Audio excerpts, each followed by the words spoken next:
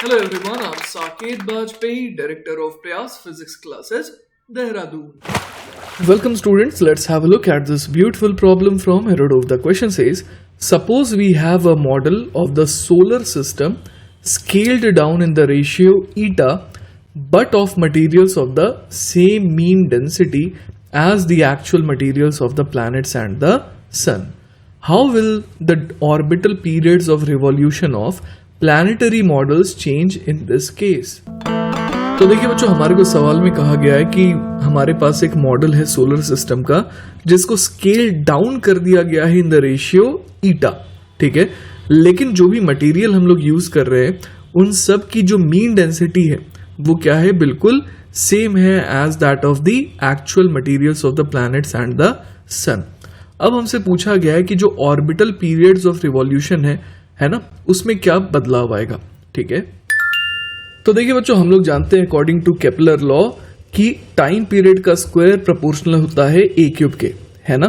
तो यहां पर ए क्या होता है, तो ए होता है यहां पर सेमी मेजर एक्सिस, ठीक है।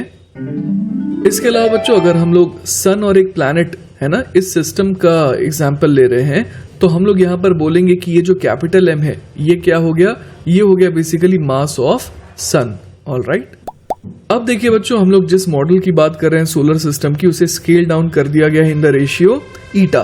तो हम लोग यहां पर कह सकते हैं कि जो ए है वो कितना हो जाएगा, अब ए अपॉन ईटा हो जाएगा। क्लियर है ये बात।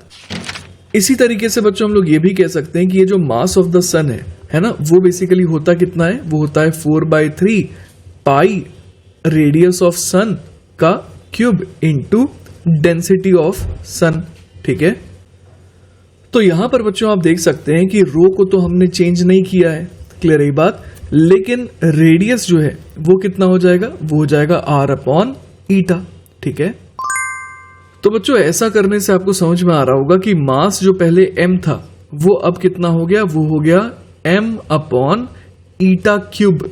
क्लियर है बात, क्योंकि यहां पर बाकी सारी चीजें कांस्टेंट थी, इस वजह से हम लोग समझ पा रहे थे कि mass was proportional to r cube. Clear है बात। तो r को r अपॉन ईटा कर दिए तो मास हो गया मास अपॉन ईटा क्यूब, ठीक है।